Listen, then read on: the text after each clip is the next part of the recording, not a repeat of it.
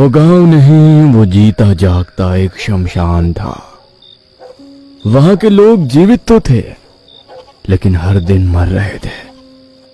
गांव वाले चाहते थे कि उस गांव को छोड़कर वे कहीं और चले जाएं, लेकिन वह शैतानी ताकत किसी को भी उस गांव से निकलने नहीं दे रही थी।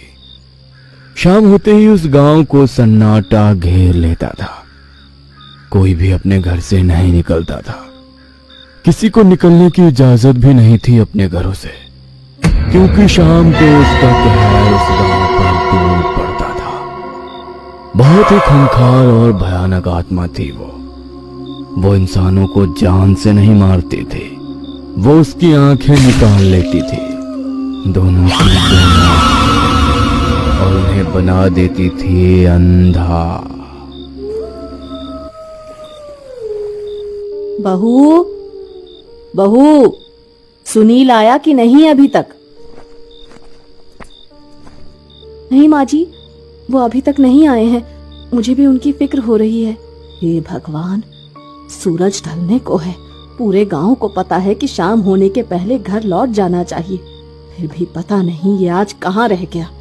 आशा देवी ये बोल ही रही थी कि उनका पति सुरेश दूसरे कमरे से निकलकर वहां लाठी टिकाते हुए पहुंचा। वो देख नहीं सकता था। उसे आज भी वो दिन याद है जब वो शाम को खेत से लौट रहा था और अचानक से बारिश शुरू हो गई थी। अरे ये बारिश कहाँ से शुरू हो गई? अब कहीं छूटना पड़ेगा, नहीं तो भीग जाऊंगा। सुरेश कुछ ही दूरी पर लगे एक बरगद के पेड़ के नीचे खड़े हो गए। वो लगातार बारिश को देखे जा रहे थे और कोई और लगातार उन्हें घूर रहा था। उसी पेड़ पर बैठे बैठे सुरेश बारिश के रुकने का इंतजार कर रहे थे, लेकिन तभी धड़ाम की आवाज से वो चौंक गए। पहले तो उन्हें लगा कि शायद पेड़ की कोई डाली टूटी है, क्योंकि वो पेड़ बहुत ही पुराना था। लेकिन जब उनकी नजर सामने गई तो मुंह से चीख निकल गई। सुरेश वहां से भागने लगे, लेकिन अचानक से उनके पैर वहीं के वहीं थम गए। वो चाहकर भी अपने पैर आगे नहीं बढ़ा पा रहे थे। उन्होंने बहुत कोशिश की, लेकिन उनके पैर ऐसे जमीन से चिपके जैसे किसी ने गोंद लगा दिया हो। डर के मारे उनके सीने की धड़कन बढ़ती ही चली जा रही थी। वो अपने सामने मौत को देख रहे थे, वो मौत जिसका रूप बहुत ही भयानक था। एक औरत जिसके दोनों हाथ नहीं थे, उसका चेहरा पूरी तरह जला हुआ था। वो सुरेश को खा जाने वाली निगाहों से देख रही थी। मुझे जाने दो, मुझे जाने दो। सुरेश उस औरत से बार बार अपनी जान बख्शने की गुहार कर रहे थे, लेकिन वो औरत थी कि धीरे धीरे कर उनकी ओर बढ़ रही थी। और जब वो उनके बिल्कुल सामने आ गई तो सुरेश ने अपनी आंखें बंद कर ली, क्योंकि उन्हें पता लग गया था कि अब उनकी मौत करीब है। वो मन ही मन ईश्वर को याद कर रहे थे, लेकिन तभी खचाक की आवाज आई और उसके साथ ही सुरेश के चीखने की भी आवाज गूंज गई। सुरेश कुछ समझ पाते उसके पहले ही उन्हें एहसास हो गया कि उनकी एक आंख में किसी ने कैंची घुसा दी है। सुरेश जोर जोर से चीखने लगे, बचाओ, बचाओ। सुरेश चीख रहे थे और सामने वो देख रहे थे जिसे कोई भी देख ले तो हार्ट अटैक से मर जाए। कुछ देर पहले जिस औरत के दोनों हाथ कटे हुए दिख रहे थे, पता नहीं उसके शरीर में कहां से दोनों हाथ अचानक आ गए थे और उन हाथों में थी कैंची, नुकीली कैंची जिसमें खून लगा था। कुछ देर बाद फिर से एक आवाज आई, खचाक। इस बार सुरेश के दूसरे आंखों के अंदर वो नुकीली कैंची धसी हुई थी। और सुरेश दर्द से कराह रहा था। सुरेश की आंखों की दोनों पुतलियां अब उस भयानक सी औरत के हाथ में थी जिसे वो घूर घूर कर देख रही थी। सुरेश लगातार चीख रहे थे। इधर वो औरत आंखों की उन पुतलियों को लेकर बरगद के पेड़ के नीचे गई और उसने वहां रखे फावड़े से पेड़ के नीचे खुदाई शुरू कर दी और आंखों की दोनों पुतलियों को मिट्टी में दबा दिया। उसके बाद वो जोर जोर से हंसने लगी और कहने लगी, किसी को नहीं छोड़ूंगी मैं, किसी को नहीं। सुरेश अपनी बातों को याद करके डर के मारे कांप रहे थे। साथ ही उन्हें ये भी चिंता सता रही थी कि उनका बेटा भी कहीं उनकी तरह ही अंधा ना हो जाए। घड़ी की सुई धीरे धीरे आगे बढ़ रही थी और जैसे जैसे सुई आगे बढ़ रही थी, सुरेश के घर के सभी सदस्यों के चेहरे का रंग उड़ा जा रहा था। जैसे चिंता सुरेश अपने बेटे सुनील के लिए कर रहा था, वैसी ही चिंता सुनील को भी हो रही थी। वो जल्दी से घर पहुंच जाना चाहता था। आज उसे खेत में बहुत देर हो गई। वो निकल तो जल्दी रहा था, लेकिन अचानक कई सारे आवारा पशु उसके खेत में घुस गए। खेत की फसल तैयार खड़ी थी। अगर वो उन जानवरों को नहीं भगाता तो सारी फसल चौपट हो जाती, और सिर्फ फसल ही चौपट नहीं होती, उसकी सारी मेहनत बर्बाद हो जाती। एक किसान के लिए उसकी जमीन और उसकी फसल उसके जीवन से भी ज्यादा प्यारी होती है। पूरी कोशिश के बाद उसने जानवरों को भगा तो दिया, लेकिन बहुत देर हो गई। वो पूरी तेजी से अपने घर की ओर बढ़ा जा रहा था। हे भगवान, आज तो बहुत देर हो गई है। कहीं वो हादसा मेरे साथ भी ना हो जाए। अगर वो हो जाएगा तो बहुत ही मुसीबत हो जाएगी। पिताजी की दोनों आंखें पहले ही चली गई है और मैं भी अंधा हो गया तो। चिंता की लकीरें उसके माथे पर झलक रही थी, लेकिन उसे क्या पता था कि आगे चलकर उसके साथ क्या होने वाला है। तेज कदमों से चलता हुआ जब वो उसी बरगद के पेड़ के नीचे पहुंचा तो उसके कानों में एक अजीब सी आवाज आई। ऐसा लगा कोई सांप फुफकार रहा है, लेकिन वो आवाज बहुत ही भयंकर थी। ऐसा लग रहा था कि बहुत सारे सांप एक साथ फुफकार रहे हो। डर के कारण सुनील के दिल की धड़कन बढ़ गई थी। उसे यह अंदेशा हो गया कि कुछ गड़बड़ होने वाला है, इसीलिए वो भागने लगा। लेकिन अचानक से उसके कदम रुक गए। उसने देखा कि उसके सामने एक बहुत ही विशालकाय नागिन खड़ी है। उसने अपने पूरे जीवन में इतनी बड़ी नागिन नहीं देखी थी। उस नागिन को देखकर वो थर थर कांपने लगा।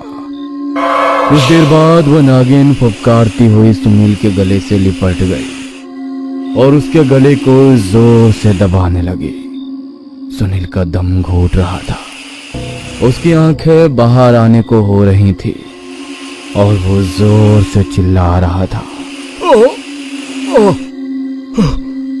बचाओ, बचाओ। नागिन का शिकंजा उसकी गर्दन पर और भी जकड़ता जा रहा था और सुनील की आंखें लाल हो रही थी। ऐसा लग रहा था जैसे कि उसकी आंखें बाहर आ जाएंगी, और वही हुआ। कुछ देर बाद उसकी दोनों आंखों की पुतलियां बाहर आ गई। आंखों की पुतलियां बाहर आते ही वो नागिन धीरे धीरे कर एक औरत में बदलने लगी, एक भयानक औरत में। गांव में बच्चों को छोड़कर हर कोई उस भयानक औरत का शिकार बन रहा था। लोग भागना चाहते थे, हमेशा के लिए इस गांव से निकलना चाहते थे, लेकिन जब भी कोई गांव छोड़ना चाहता वो अपने घर से निकल ही नहीं पाता था, क्योंकि एक अदृश्य सी दीवार उसके घर के आगे बन जाती। वो इंसान या उसका परिवार निकलने की कोशिश करता तो उस दीवार से टकरा जाता, जबकि वो दीवार किसी को भी नहीं दिखती थी। किसी को भी समझ में नहीं आ रहा था कि ऐसा कौन सा श्राप उस गांव को लगा है जिससे वो गांव धीरे धीरे अंधों के गांव में बदल रहा था। उसी गांव में सावित्री रहती थी। सावित्री के पति की मृत्यु कई सालों पहले हो गई थी। पति की मौत के बाद 7 साल की उसकी बेटी सोनम की जिम्मेदारी उस पर आ गई थी। सावित्री उस जिम्मेदारी को बखूबी निभा रही थी। जिस तरह उसका पति खेतों में मेहनत करता, वो उसी तरह खेत में लगी रहती। समय के साथ सोनम बड़ी होती जा रही थी। सावित्री चाहती थी सोनम आगे की पढ़ाई के लिए शहर चली जाए, क्योंकि गांव में पढ़ाई की कोई खास व्यवस्था नहीं थी। सावित्री ने सोनम को शहर भेज दिया। पिछले 1 साल से वो वहीं रह रही थी और पिछले 1 साल से ही गांव इस भयानक श्राप से गुजर रहा था। सोनम की कॉलेज में छुट्टियां हो गई थी। इन छुट्टियों में वो अपनी मां के पास आना चाह रही थी, लेकिन वो भी उसे बिना बताए, क्योंकि वो अपनी मां को सरप्राइज देना चाहती थी। सोनम को जरा सा भी पता नहीं था कि गांव में पिछले 1 साल से क्या हो रहा है। पता होता भी कैसे? उसकी मां ने कभी इस बारे में उसे बताया ही नहीं था। सोनम 5:30 बजे शाम के करीब अपने गांव के स्टेशन के बाहर उतरी, लेकिन स्टेशन के बाहर उसे बिल्कुल सन्नाटा सा लगा। अगर रात होती और ऐसा सन्नाटा दिखता तो कोई आश्चर्य की बात नहीं होती, लेकिन शाम के समय इतना सन्नाटा। स्टेशन से उसका घर 2-2.5 किलोमीटर दूर था। अब स्टेशन पर ना तो कोई गाड़ी थी, ना ही कोई और जरिया जिससे वो घर जा सके। उसने सोचा कि घर पर फोन कर ले। उसने अपना मोबाइल भी निकाला। फिर उसने सोचा कि अगर फोन कर दूंगे तो सरप्राइज नहीं रहेगा। इसीलिए वो पैदल ही घर की ओर निकल पड़ी। अभी वो कुछ ही दूर पहुंची थी कि उसे लगा कि कोई उसके पीछे आ रहा है। सोनम तुरंत से पीछे मुड़ी, लेकिन वहां कोई नहीं था। वो एक बार फिर अपने घर की ओर चल पड़ी, लेकिन जैसे ही वो कुछ कदम बढ़ाती, उसे ऐसा लगता कि कोई उसके पीछे आ रहा है। और जैसे ही वो पीछे मुड़ती, वहां कोई नहीं होता। सोनम को अब डर लगने लगा था। उसे समझ नहीं आ रहा था कि ऐसा उसके साथ आखिर क्यों हो रहा है। उसके जहन में बहुत सारे सवाल थे, लेकिन एक का भी जवाब उसके पास नहीं था। सोनम फिर से अपने घर की ओर बढ़ने लगी, लेकिन कुछ दूरी पर जाने के बाद ही वो हुआ जिसे देखकर उसके पसीने छूट गए। उसने देखा कि उसकी आंखों के सामने ही एक जोरदार धमाका हुआ। ऐसा लगा कि किसी ने बम विस्फोट कर दिया हो, और उस धमाके से सड़क पर इतना बड़ा गड्ढा हो गया कि वो उस पार लाख कोशिश के बावजूद भी नहीं जा सकती थी। हे भगवान, ये क्या है? ये अचानक से इतना बड़ा विस्फोट कैसे हो गया? और ये गड्ढा कैसे बन गया? मैं अब उस पार कैसे जाऊंगी? सोनम ये सोच ही रही थी कि तेज हवाएं वहां चलने लगी, और उन तेज हवाओं की आवाज के साथ उसे सुनाई पड़ी हंसी, एक भयानक हंसी। सोनम ने इधर उधर देखा, लेकिन उसे कोई नहीं दिखा।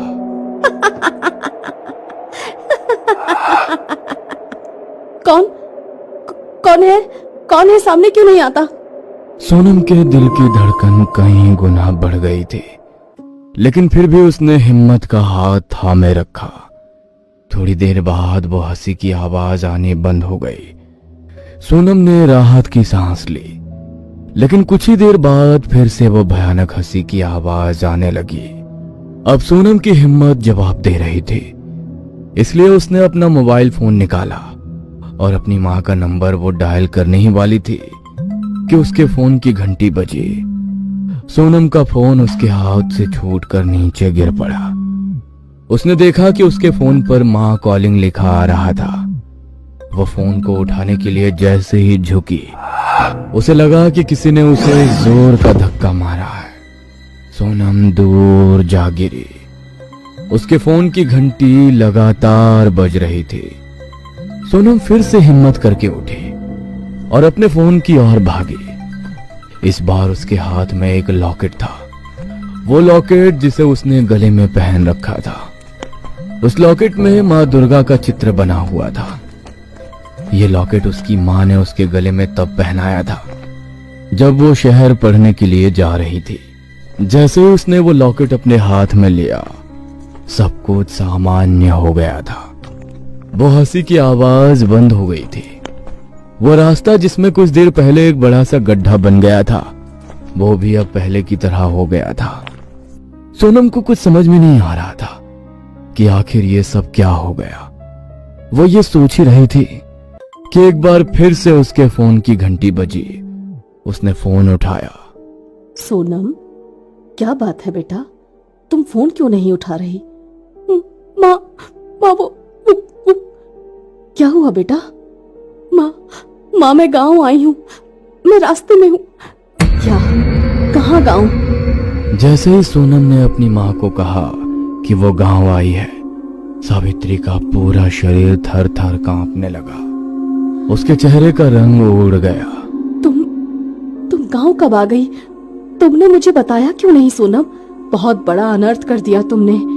मुझे बिना बताए गांव आकर। तुम्हें पता नहीं गांव में क्या हो रहा है। हमारा पूरा गांव एक श्राप की चपेट में है बेटी, एक भयानक श्राप की चपेट में। कोई बुरी आत्मा लोगों को अंधा बना रही है। गांव के ज्यादातर लोग अंधे हो रहे हैं।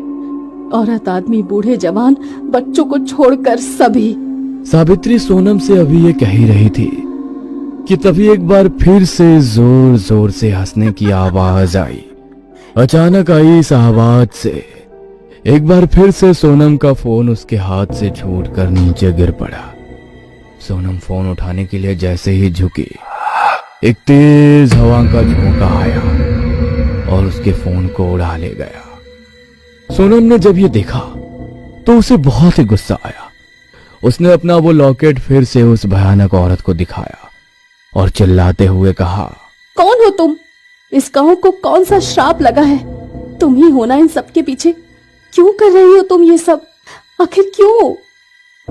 सोनम की इस बात पर वो भयानक औरत जोर जोर से हंसने लगी और हंसते हुए उसने कहा,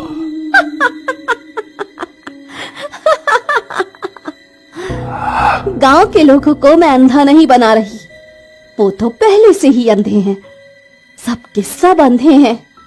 तुम भी तो अंधी ही हो। तुमने मुझे पहचाना नहीं पहचाना?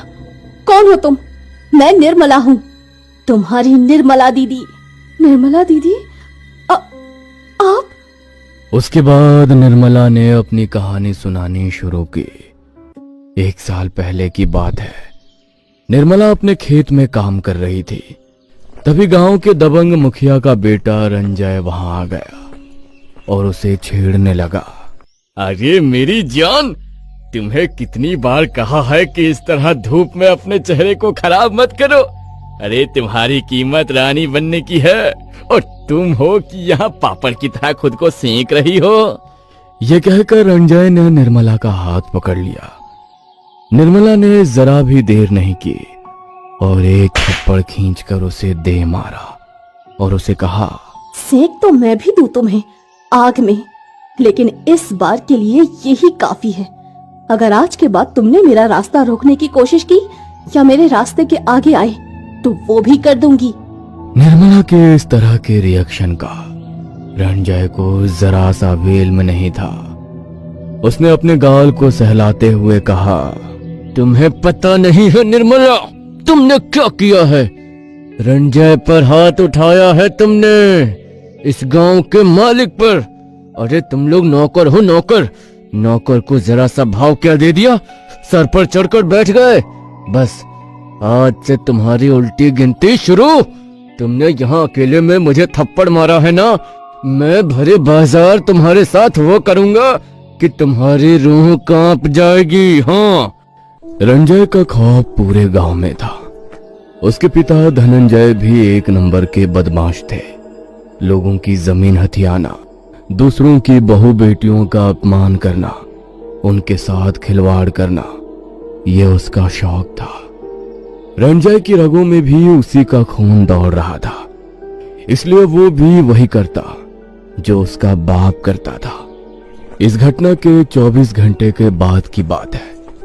निर्मला खेत में काम कर कर जब वापस लौट रही थी तो रंजय ने अपने गुंडों के साथ उसे बीच बाजार घेर लिया। उस दिन बाजार में काफी भीड़ थी क्योंकि उस दिन शुक्रवार था। हर शुक्रवार वहां बहुत बड़ी मंडी लगती थी। रंजय ने जानबूझकर उस दिन को चुना था क्योंकि उसे निर्मला को भीड़ के बीच न सिर्फ जलील करना था बल्कि ऐसी सजा देनी थी जिससे उसका खौफ गांव वालों पर बना रहे। निर्मला, पता है लड़कियों को सबसे प्यारी क्या होती है? इज्जत। और आज तुम्हारी वो इज्जत सारे बाजार में मैं नीलाम कर दूंगा। तुमने मुझे थप्पड़ मार तो दिया, लेकिन उसकी चोट जितनी मुझे लगी उससे कई गुना ज्यादा अब तुम्हें महसूस होगी। रंजय बीच बाजार उसके साथ बदतमीजी करने लगा। निर्मला चीखती रही, चिल्लाती रही, लेकिन किसी ने उसकी मदद नहीं की। इस गांव में सारे लोग अंधे हैं क्या? अरे आपके सामने ये राक्षस मेरे साथ बदतमीजी कर रहा है, एक स्त्री की इज्जत को तार तार कर रहा है, लेकिन आप लोगों ने आंख पर पट्टी बांध रखी है। अरे जवाब दीजिए, अरे जवाब दीजिए इसे। अगर नहीं देंगे तो आज मैं हूँ, कल आपकी बेटी होगी, आपकी बहन होगी। निर्मला लोगों से मदद की गुहार करती रही, लेकिन रंजय और उसके बाप के डर से किसी ने उसकी मदद नहीं की।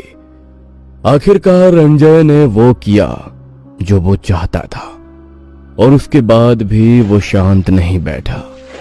उसने निर्मला के शरीर में आग लगा दी। वो बेचारी दर्द से कराहती रही और आखिरकार उसने दम तोड़ दिया। उन्होंने मुझे मार दिया, पूरा गांव अंधा बना रहा। सदियों पहले भी तो यही हुआ था। द्रौपदी का चीरहरण हो रहा था और बड़े बड़े महारथी अंधे बने हुए थे। सदियों बाद भी कुछ नहीं बदला। मेरे शरीर को तो उन लोगों ने मार दिया, लेकिन मेरी आत्मा को इंसाफ चाहिए था। मैंने अपनी मौत के 3 दिन बाद ही रंजय और उसके बाप को मार दिया। मेरा बदला अभी भी खत्म नहीं हुआ था, क्योंकि गांव वाले चाहते तो मुझे बचा सकते थे, लेकिन उन लोगों ने आंखों पर पट्टी बांध रखी थी, अंधे बने हुए थे। इसीलिए मैंने कसम खा ली कि अब पूरे गांव को मैं अंधा बना दूंगी, और वही मैं कर रही हूँ। निर्मला दीदी, मैं मानती हूँ कि आपके साथ बहुत गलत हुआ, बहुत ही गलत। गांव वालों से आपकी शिकायत भी जायज है, लेकिन क्या इस तरह सभी को अंधा कर देने से आपकी आत्मा मुक्त हो पाएगी? नहीं, कभी नहीं। वो भटकती रहेगी। आपने अपने गुनहगारों को सजा दे दी है। मैं मानती हूँ कि गांव वाले भी आपके गुनहगार हैं, लेकिन इस तरह से इंसाफ नहीं होता। आपको तो गांव वालों को जगाना था, उन्हें लड़ने के लिए तैयार करना था, ताकि कल को और कोई रंजय जैसा पैदा ना हो। लेकिन आपने तो सभी को अंधा बनाने की ठान ली। उससे क्या होगा दीदी? अंधा बनने से क्या होगा?